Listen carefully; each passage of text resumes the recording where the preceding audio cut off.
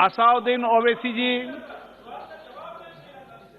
Speaker sir, आपका बेहद शुक्रिया कि कल शाम में आपने फ़ोन करके मेरी खैरियत और मुझसे दरियाफ्त किया कि क्या हुआ, और आपने मुझे बताया कि आपने फ़ौरन पुलिस के आला अहदेदारों से बातचीत भी की।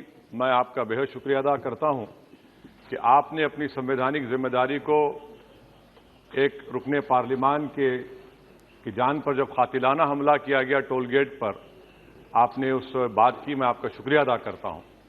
स्पीकर साहब, मैं मुख्तसर से यहां पर यह बात कहना चाहूंगा कि मुख्तलिफ सियासी पार्टियां मुख्तलिफ प्रदेश में इख्तिदार पर हैं। ये बात आप तमाम को मैं गोशेगुजार कर रहा हूं कि आखिर ये कौन लोग हैं जो गोली पर भरोसा करते हैं, बैलेट पर नहीं करते। आखिर ये कौन लोग हैं जो इतना रेडिकलाइज हो चुके हैं कि इनको इस संविधान पर एतमाद नहीं रहा, उनको अंबेडकर के बनाए हुए संविधान के खिलाफ हैं, जो इतनी नफरत पैदा करते हैं। आखिर ये कौन लोग हैं? मैं इसको सियासी गुफ्तगू नहीं करूंगा, ये सबके लिए छोड़ रहा हूं, क्योंकि जहां तक मुझे मालूम कि मैं 2 मरतबा का विधायक हूं, 4 मरतबा का सांसद हूं, और अगर इस तरह से अगर राजनीति आगे बढ़ेगी कि टोल गेट पर गाड़ी रुकती है और 4 राउंड गोलियां चलाई जाती हैं, आखिर इन नौजवानों को ये कैसे रेडिकलाइज हुए? और मैं सरकार से पूछना चाहता हूं कि क्या उन्होंने ये रेडिकलाइजेशन सैयद कुतुब की किताब पढ़कर रेडिकलाइज हुए, अब्दुल्ला अजाम की किताब पढ़कर रेडिकलाइज हुए, या अयमन अल ज़ोहरी की किताब पढ़कर रेडिकलाइज हुए? इसीलिए मैंने सरकार से 2015 में कहा था कि इंटरनल सिक्योरिटी डिपार्टमेंट एमएचए में उसमें तमाम मजाहिब के लोगों का एक काउंटर रेडिकल सेल बनाइए आप। और सर, ये रेडिकलाइज हो चुके हैं तो भारत की इससे राइट विंग कम्युनिज्म और टेररिज्म बढ़ेगा। मैं आपसे अपील कर रहा हूं कि जो गलती एनडीए 1 में की थी, आप वही करने जा रहे हैं। आपको नुकसान होगा, आपकी सरकार को नुकसान होगा, देश को तो, देश की सालिमियत को खतरा तो पैदा हो रहा है। सर, मैं आपके जरिए से सरकार को यह भी बताना चाहूंगा कि जिन लोगों ने ये रेडिकलाइजेशन किया है, आप इस पर गौर करिए, इन पर यूएपीए क्यों नहीं लगाते आप? अगर कोई स्पीच देता है, अगर कोई फेसबुक पर किसी क्रिकेट मैच पर किसी टीम की तारीफ करता है तो यूएपीए लगता है। एक सिटिंग एमपी के ऊपर यूएपीए नहीं लगेगा सर। मैं सरकार पर छोड़ता हूं। सर, चौथी बात यह है कि रेडिकलाइजेशन की जब बात होती है, हमने यहां पर एक कांग्रेस के बड़े नेता से सुना कि 2 भारत हैं दौलत के एतबार से। नहीं सर, भारत की दौलत मोहब्बत है। भारत की दौलत पैसों की दौलत नहीं है, भारत की दौलत मोहब्बत है। हां, 2 भारत हैं, एक मोहब्बत पर जो पिछले कई बरसों से आबाद है, और एक नफरत पर भारत बन रहा है। तो क्या आप दौलत की भारत की मिसाल देंगे या मोहब्बत की भारत की मिसाल देंगे? अगर मोहब्बत की भारत की मिसाल देंगे तो उसमें आपको मेरी जबान को रोकने के लिए गोली चलाने की जरूरत नहीं है। इस 2 भारत को समझने की जरूरत है।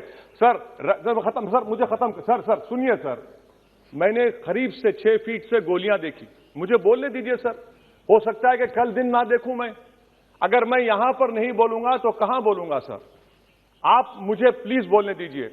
सर, मैं आपसे गुजारिश यह करना चाहूंगा कि आप हरिद्वार में, रायपुर में और इलाहाबाद प्रयागराज में मेरे बारे में क्या कहा गया? आपके नाईबी की रिपोर्ट है ना, आप क्यों छुपा रहे उसको?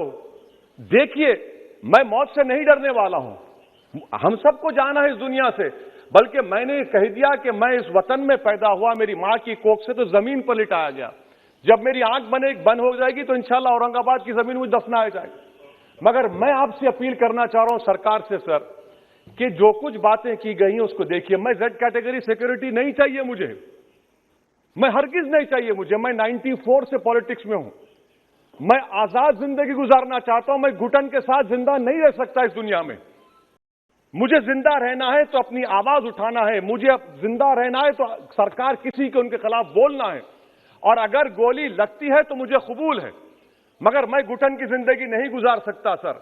मेरा मानना यह है कि संविधान में अगर देश के गरीबों को, मजलूमों को, अल्पसंख्यक समाज को सिक्योरिटी मिलेगा तो मुझे मिलेगी। आपकी चिंता हमें है ना सर। मैं आप सिक्योरिटी दे रहे हैं सर, आपको नहीं सर, देश के गरीब बचेंगे तो मैं बचूंगा। ओवैसी की जान इखलाक पीलू से बढ़कर नहीं है सर। ओवैसी की जान उस वक्त बचेगी जब गरीब की जान बचेगी। इसीलिए मैं आपके जरिए सरकार से अपील करना चाहूंगा कि सर, इस नफरत को खत्म करिए, इस नफरत को खत्म करिए और इस पर आप गौर करिए। मैं नहीं लूंगा सिक्योरिटी, मैं जेड कैटेगरी नहीं चाहता हूं सिक्योरिटी। मुझे ए कैटेगरी का शहरी बनाइए आप, मुझे एक कैटेगरी का शहरी बनाइए ताकि मेरी और आपकी जिंदगी बराबर हो। जब देश के प्रधानमंत्री पर सिक्योरिटी ब्रीच हुआ, अपोजिशन की तरफ से मैंने कहा था कि गलत हुआ। सब सेक्युलर पार्टी के लोगों ने कहा कि ओवैसी तुम क्यों बोले? मैंने कहा नहीं, देश का प्रधानमंत्री मेरा है, सिक्योरिटी ब्रीच हुई तो एक्शन लेना चाहिए। मगर 4 मर्तबा के एमपी पर कोई 6 फीट के फासले से 4-4 गोली चलाता है। मुझे मौत है, हम सबकी मौत है, मगर मैं इन गोली चलाने वालों से डरकर खामोश नहीं बैठने वाला हूं। और मैं दुआ करता हूं कि उत्तर प्रदेश में पुरअमन पोलिंग होगी इंशाअल्लाह। उत्तर प्रदेश की जनता गोली चलाने वालों का जवाब बैलेट से देगी, नफरत का जवाब मोहब्बत से देगी और कमजोरों को दबाने का जवाब हिस्सेदारी से देगी। मेरी आपसे गुजारिश है सर कि मुझे जेड कैटेगरी नहीं चाहिए, मैं रिजेक्ट करता हूं। आप इंसाफ करिए सर, उस पर यूएपीए लगाइए। और इनके दिमाग कौन है? 2 लोग रेकी करते हैं, उनको मालूम कि मैं मीरठ की ठोर से आ रहा हूं उस टोल गेट पर, और 6 फीट के फासले पर गोली चलाते हैं। तो आप देख लीजिए सर, आप सरकार के हवाले, अगर आप इंसाफ करना चाहे आप इंसाफ कर सकते, मगर रेडिकलाइजेशन आपको नुकसान पहुंचाएगा और इससे राइट विंग टेररिज्म बढ़ेगा। शुक्रिया sir. Thank you, sir. Sir, I endorse with the feeling of Mr. Owaisi. Incident took place at the UP port convoy of Owaisi. It is highly condemnable and at the same time it is very sad also.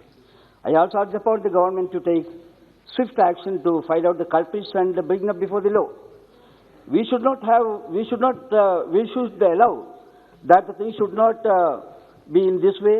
Okay. Because of course there may be different opinion, but we should not go to this extent. साहब, ये पूरे सदन की भावना है कि हमारे मित्र, हमारे सांसद भाई और अजीज दोस्त सही सलामत आए हैं और उनकी तबीयत और ठीक ठाक से वहां से निकले। इसके लिए हम सब भगवान का धन्यवाद करते हैं और ईश्वर से प्रार्थना करते हैं कि इनकी लंबी आयु हो और ये देश के समाज के काम में लंबे समय तक सेवा देते रहें।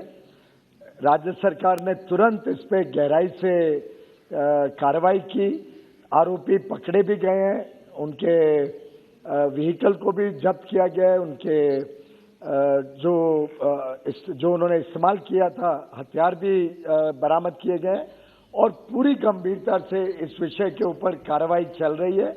माननीय गृह मंत्री जी सोमवार को, आज वो दिल्ली में नहीं है, सोमवार को इस विषय में विस्तार से सदन को अवगत कराएंगे। धन्यवाद।